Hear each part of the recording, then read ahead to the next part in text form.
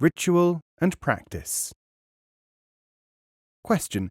I have been told that you have said that it is not always worthwhile to discuss with questioners the status and value of rituals and practices of cults.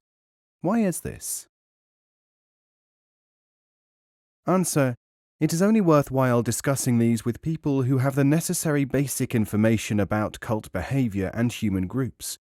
This is, of course, already available in popular editions of sociological and psychological texts.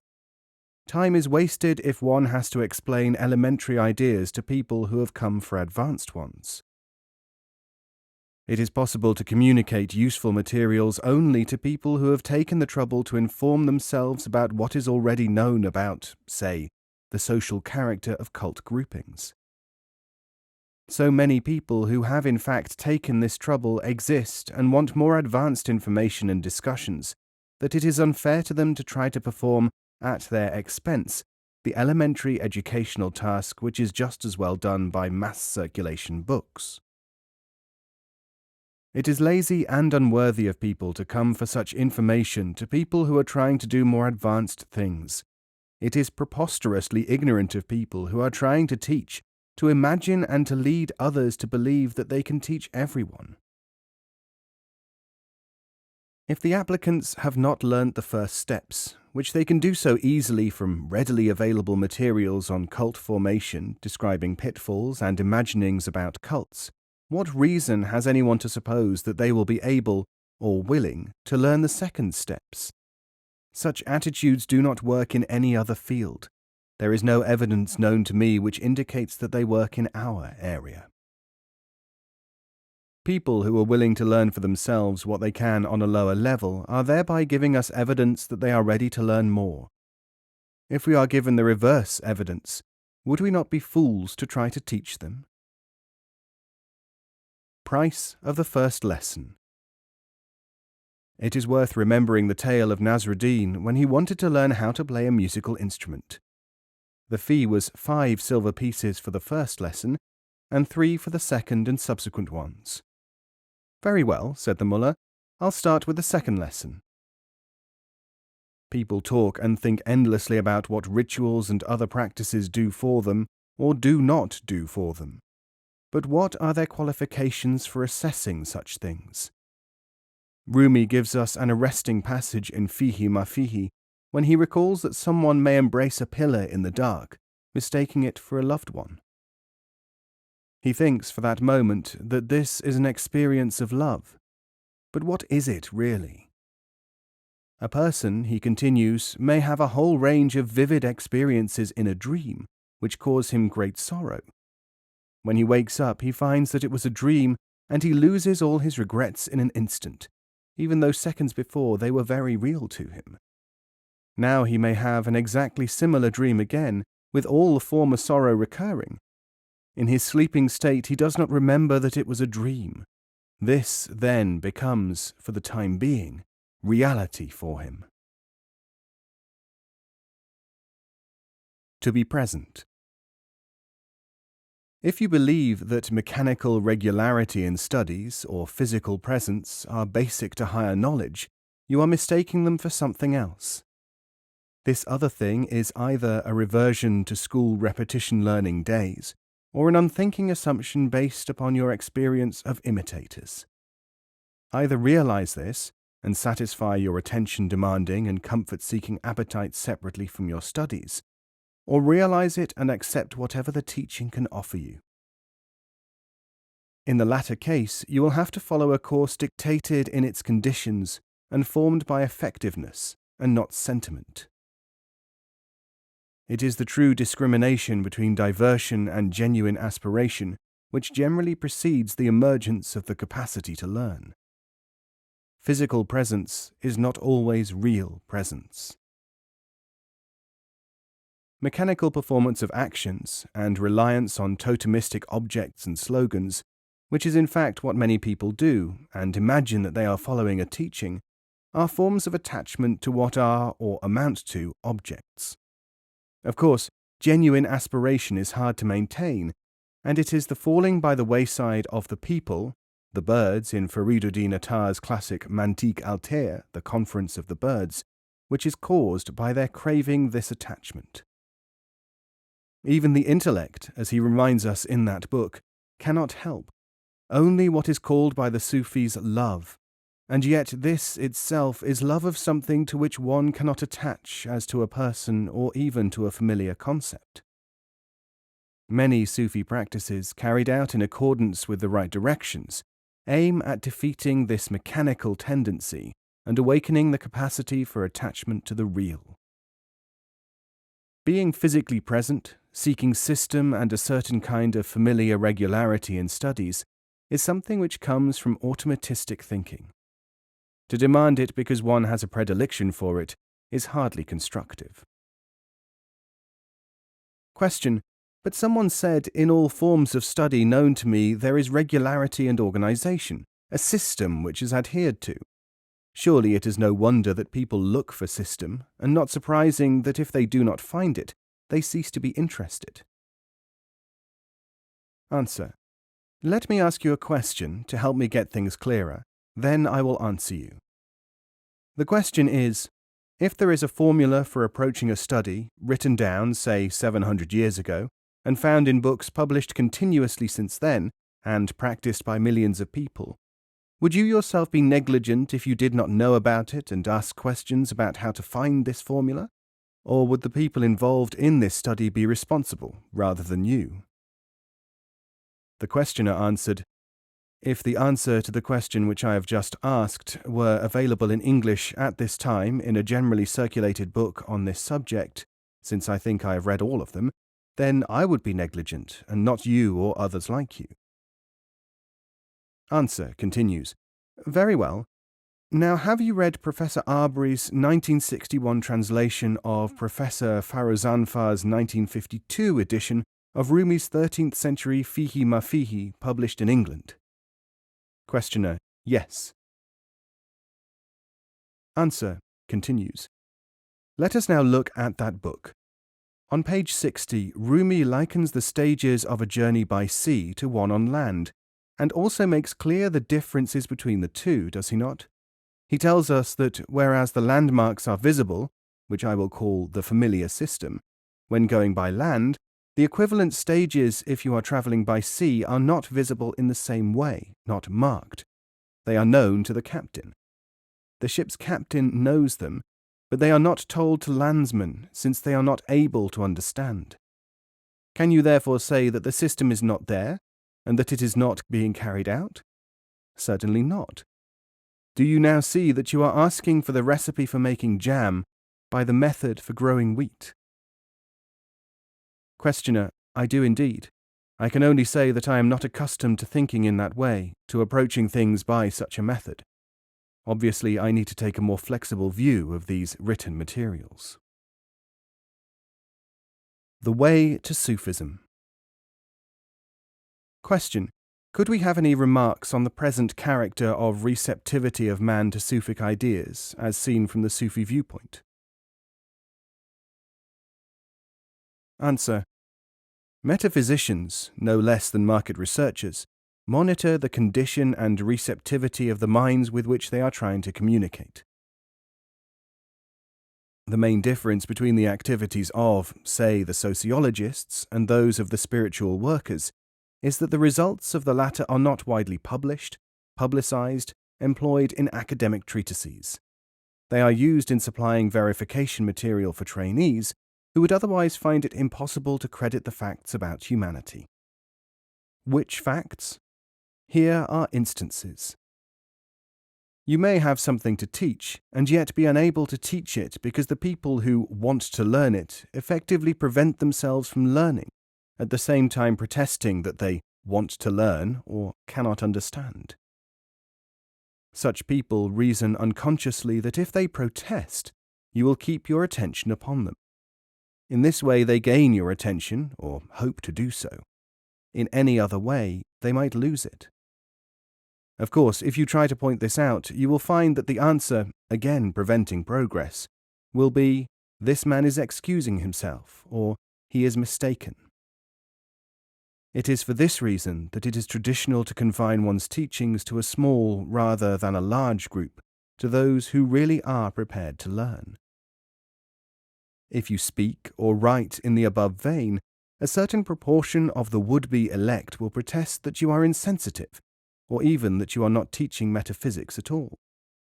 This is because they have been accustomed to a belief that real teaching is something which they will themselves instantly recognize. Now it is a matter of almost daily verification in real esoteric classes that it is easy to become established as a true metaphysician in the eyes of the self-styled students of higher thought. What do you have to do? Nothing more or less than make them feel emotionally aroused. All you have to do is to make sure that you use what they regard as spiritual terminology. But say the above words, or publish them, and you will, in all likelihood, immediately be accused of being superficial, unaware of the real values, and so on. It is little wonder that many sensible people will have nothing at all to do with the people known as spiritual. Few organized communities and doctrinally aligned movements realize, and it has never been widely known, that they inhabit a ghetto. There is a rigid exclusionism in ideas which too often characterizes a systematic approach to higher human development and makes it impossible to help raise man higher. Methods have been devised and operated for thousands of years to circumvent this. These methods are externally so dissimilar from the familiar atmosphere, phraseology, ritual and form of metaphysics that not one self-styled seeker after truth in 20 will recognize them. But say this, or write it, or try to transmit it, and you will often be derided, accused of heightening mystery, or of taking essential mystery away, of anything that comes into the mind of a frustrated person. If you try to set the record straight by describing the barriers, pitfalls, misunderstandings, and limiting factors, you will widely be considered to be someone who is complaining, at the very least. These are some of the characteristics of the present-day situation which mean that progress is extremely difficult. The fault lies partly in the cultural infrastructure. There is a widespread lack of real higher experience, as distinct from imagined experience. There is a serious lack of suitable information about areas of higher study which are not generally known nor reproduced in books.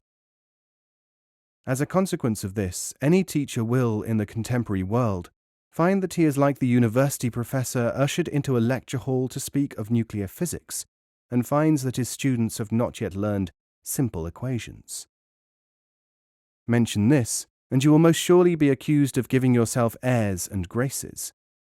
Try to live down this reputation, and you will have a hard time of it. You may have to associate people with yourself literally for years before the fact penetrates into their minds that you are not a monster, not a Mahatma, but a man trying first of all to teach them the basic tools of their own possible learning process, which should have been in their possession years before. It is these tools that should have been conveyed by the secondary type of teacher who passes on traditional learning.